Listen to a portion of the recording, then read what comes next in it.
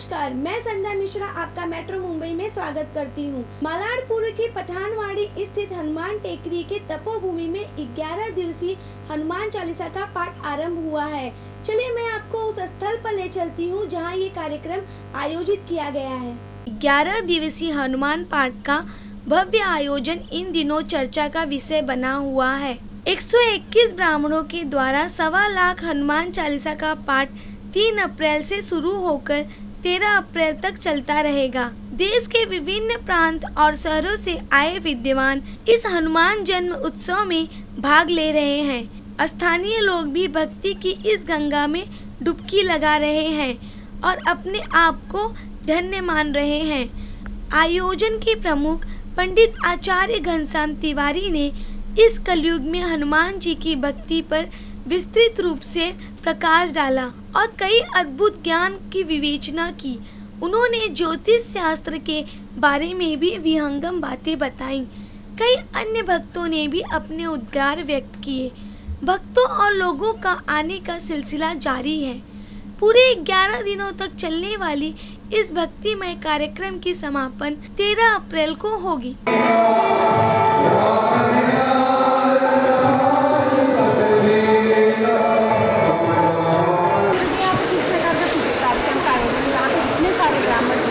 जी madam, यहाँ हम लोग विगत कई वर्षों से श्री हनुमान जी की हनुमान जयंती पे यहाँ हम लोग 1.25 लाख हनुमान चालीसा का पाठ का आयोजन करते हैं और इस देश कई अनेक तीर्थों से सब आचार्यगण हमारे आते हैं और बड़े उत्साह से श्री हनुमान जी की प्रसन्नता के लिए और 1.25 लाख हनुमान चालीसा का पाठ संगीत में बड़े विधि विधान से हम लोग करते हैं। और इस कलयुग के तो प्रत्यक्ष देवता श्री हनुमान जी हैं, सभी प्रकार के मनोरथ को शीघ्र पूर्ण करने वाले हैं। तो जो जिस कामना से, हम लोगों की भी अपनी अपनी कामना है, तो हनुमान जी की प्रसन्नता के लिए हम लोग सपाद लक्ष्य जो है हनुमान चालीसा का बड़ा सुंदर दिव्य आयोजन विगत कई वर्षों से करते आ रहे हैं और हम लोगों को बड़ा अच्छा लगता है।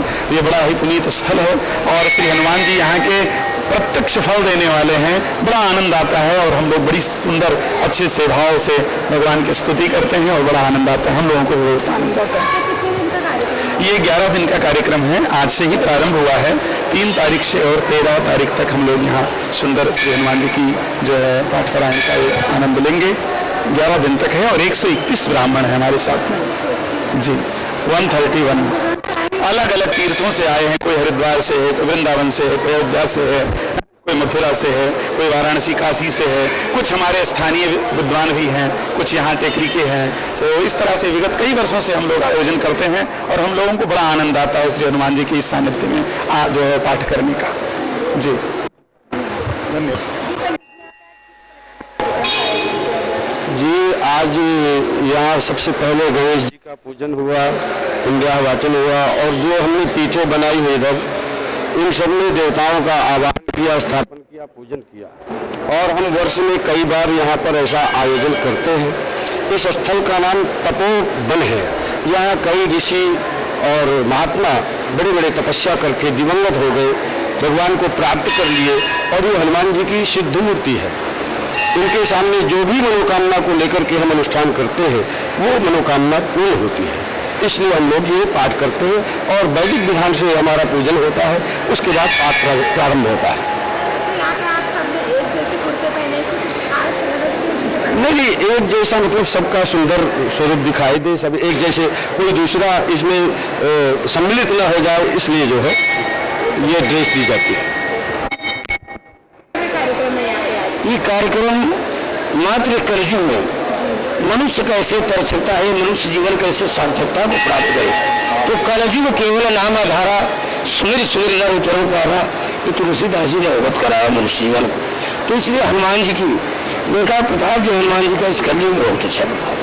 और यहाँ आचार्य हमारे घनश्याम तिवारी जी, ये ब्राह्मणों का उनका प्यार मिलता है, इतना सानिध्य है और विगत कई वर्षों से लगातार और अपने लोग लक्ष्य टारगेट रखेंगे, आजीवन अनवरत चलता है। हनुमान जी की कृपा चाहिए और आप लोगों के सहयोग से ये दूर चैनल के माध्यम से लोगों को अवगत करावें और 3 से 13 अप्रैल ये जो समय निर्धारित है, इस बीच में लोगों को यहाँ आमंत्रित करिए। आप अपने मेट्रो चैनल से सब लोग आगे दर्शन करें, लाभान्वित होंगे क्योंकि ये सिद्ध स्थान है। तो वो अभी गुरु जी ने आपको बताया तो ये सबसे बड़ी कृपा, जब आप लोगों की पूरी कृपा मिले, हनुमान जी की तो आई है, इसलिए आप यहाँ आएगा, हम लोग नहीं बता रहे हैं। तो अन्य भिन्न लोगों से आए हुए संतों का समावेश होता है और बड़ा आनंदित एक माहौल रहता है 9 दिवसीय 10 दिवसीय कार्यक्रम का। तो मैं चाहूँगा कि हर साल आप इस समय दें और आज का जो कार्यक्रम है इसके विषय में लोगों को बताएं, अवगत कराएं। बस जय हिंद, जय महाराष्ट्र, जय हनुमान जी। ये कार्यक्रम तो अभी हमारे विद्वजन और गुरुदेव भी बता चुके हैं कि यह कार्यक्रम स्वयं के कल्याण के लिए एवं जन कल्याण के लिए है।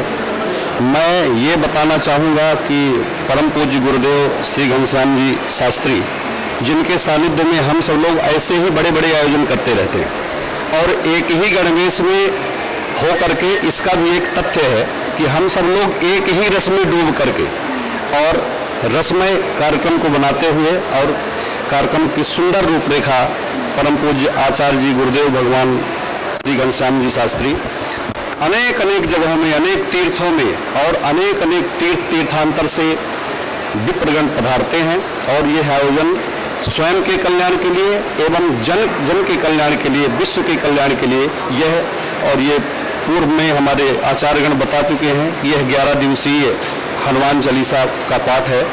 121 ब्राह्मणों के द्वारा बड़े ही सुंदर ढंग से और संगीत के माध्यम से, क्योंकि सुर का मतलब होता है देवता, तो देवमय होकर के हम सुर में संगीत के साथ में करते हैं, क्योंकि हमारा भी ऐसा मानना है कि जो सुर में नहीं है वही असुर है।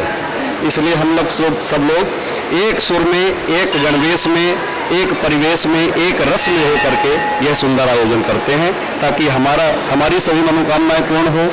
संसार जो भी आपके इस चैनल के माध्यम से देखे, वो इस जो हनुमान जी का जो ये सुंदर तीर्थ है, इसके महत्व को जाने और इनके दर पर आए और अपनी मनोकामनाएं पूर्ण करें, क्योंकि ये कलयुग के प्रत्यक्ष देवता है और तुरंत फल देने वाले हैं। इसलिए ये सब आयोजन हम लोग करते हैं।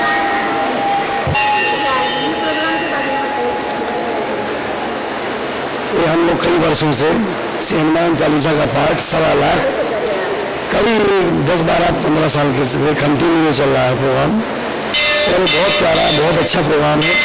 हर साल हमारे परम पूज्य गुरु जी श्री घनश्याम शास्त्री जी के माध्यम से होता है और सारे ब्राह्मण इसमें बड़ा आनंद लेते हैं और संगीत में एकदम सुंदर हनुमान चालीसा का पाठ चलता है और सारे विद्वान लोग बड़े भाव से, बड़े एकदम सुंदर तरीके से बढ़िया बैठ कर भगवान का पाठ करते हैं, तो इसमें बड़ा आनंद आता है, बड़ा रस मिलता है। हमारे सब लोग विद्वान लोग बम्बई से आए हुए हैं और काशी, बनारस से, वृंदावन से, हर तरह से, हर प्रांतों से अच्छे अच्छे विद्वान आए हुए यहाँ पर हनुमान चालीसा के पाठ करने के लिए। और परम पूज्य गुरु जी का हमारे देश विदेशों में नाम है, पंडित घनश्याम शास्त्री जी ज्योतिष के बहुत बड़े प्रकांड विद्वान हैं और सच्चंडी पूजा, वास्तु, यज्ञ, अनुष्ठान बड़े बड़े हमारे गुरु जी पूजा करवाते हैं और बम्बई में बहुत अच्छा नाम है इनका और भगवान की कृपा, इनकी बहुत बड़ी कृपा है। और सारे हमारे जो बम्बई के लिए पूरे विश्व के जो हमारे ब्राह्मण हैं वो गुरु जी को बहुत सम्मान करते हैं, बड़े आदर से उनका नाम लेते हैं, उनका यश कीर्ति गान करते हैं। और हम लोग हर साल यहाँ पर श्री हनुमान चालीसा के माध्यम से अपने मन और वाणी को पवित्र करते हैं। यही बस इसी मनोकामनाओं के साथ भगवान की चरणों में बैठकर हनुमान चालीसा का पाठ करते हैं। हम आपसे मिलवाने जा रहे हैं आचार्य पंडित घनश्याम तिवारी जी से। तो पंडित जी आप बताइए, यहाँ पे जो पूजा हो रही है उसमें हनुमान जी का जो भी है, आप उनके बारे में हमें बताना चाहेंगे? जी, पहले तो हनुमान जी को तो सब जानते हैं, ये बजरंगबली हैं, इनकी तो महिमा अपरंपार है, इनके लिए तो कुछ कहने ही नहीं है। लेकिन जो खास बात है हनुमान चालीसा का, क्योंकि और जितने भी पूजा अनुष्ठान या सारे जो और वैदिक विधाएं हैं उनमें तो बहुत ढेर सारे नियम, उनके सारे जो है अनुष्ठान करने की विधाएं होती हैं, लेकिन हनुमान चालीसा एक ऐसा दिव्य आयोजन इस कलयुग में बताया गया कि जो कोई भी कैसे भी किसी भी परिस्थिति में श्री हनुमान जी को प्रसन्न करने के लिए, ये भी नहीं कि आप नहा धो के आओ या गंगा जल पी के आओ या कुछ अच्छे सुंदर कपड़े पहन के आओ या ये करो वो, कुछ नहीं है। जैसे भी जिस परिस्थिति में आओ, हनुमान जी की अगर आप हनुमान चालीसा के माध्यम से स्तुति करते हो तो इस कलयुग में हनुमान जी बहुत शीघ्र प्रसन्न हो जाते हैं। और ये श्री हनुमान जी की प्रसन्नता के लिए साक्षी बनाया गोस्वामी तुलसीदास जी ने भगवान शंकर को। कहा कि ये साक्षी मैं बना करके कह रहा हूं कि भगवान शंकर जी हमारे साक्षी हैं कि जो हनुमान चालीसा का पाठ करेगा उसका तुरंत मनोकामना पूरा हो जाएगा हनुमान चालीसा के माध्यम से। जी हम थोड़ा हनुमान जी के बारे में पूरी तरह से थोड़ा जानकारी देंगे कि हमारे दर्शक जान सके कि हनुमान जी का जो ये पाठ होता है चालीसा, उसके लाभ क्या होते हैं। देखिए, जहाँ तक लाभ का सवाल है, हनुमान जी की तो आराधना कलयुग में सर्वश्रेष्ठ है, क्योंकि कलयुग के प्रत्यक्ष देवता है और बाकी किसी को तो हम नहीं जानते हैं, लेकिन इनके शरण में जो कोई आ गया उसका जिसकी जो कामना है, मतलब ये नहीं है कि आपका जो भी मन की कामना है, आइए भगवान के दरबार में अपना मस्तक लगाइए और हनुमान चालीसा का सुंदर पाठ करिए। 1 पाठ, 2 पाठ, 7 पाठ, खास करके 108 पाठ कर लो तो बड़ी से बड़ी आपकी जो भी मुश्किल हो, बड़ी से बड़ी कामना आपकी पूरी हो जाती है। अब रह गई बात हनुमान जी के विषय में जानने की, जहाँ तक बात है तो हनुमान जी तो आप जानते हैं नैष्ठिक ब्रह्मचारी थे। श्री राम जी का जानकी जी के मिलन का मेन प्रेरणा स्रोत थे और जीवात्मा और परमात्मा के मिलन के भी स्रोत यही हैं। अगर आपको ब्रह्म चाहिए, अगर आपको जो है ब्रह्म ज्ञान चाहिए, अगर आपको मोक्ष चाहिए, अगर आपको किसी भी प्रकार से भगवत तत्व चाहिए, तो भगवान राम जी के विषय में जितना सुंदर हनुमान जी की आराधना करने से भक्ति मिलेगी, इस तरह से और कहीं कुछ नहीं हो सकता है। इसलिए श्री हनुमान जी की आराधना सर्वश्रेष्ठ है, सर्वोपरि है और हर प्रकार से मनोरथ को पूर्ण करने वाली है। ठीक है, जो आपने यहाँ पे तैयारियां की हैं, इनके बारे में हम लोग कुछ जानना चाहेंगे। भगवान श्री गणेश जी यहाँ विराजते हैं, इनके साथ में षोडश मातृका हैं और चूंकि ये काम्य कर्म है तो काम्य कर्म में कुछ वैदिक विधाएं हैं जिनके अनुसार हम लोगों को ये आयोजन करने पड़ते हैं। तो इसमें विशेषतया पंचदेव पूजन, गणपति, मातृका, वरुण, नवग्रह आदि का पूजन होता है। इसमें हम विशेष पूजन के क्रम में योगिनी 64 योगिनियों का पूजन करते हैं। जो 64 योगिनियों का आप देखेंगे मंडल ये बना हुआ है, ये भगवान वास्तु पुरुष का मंडल है।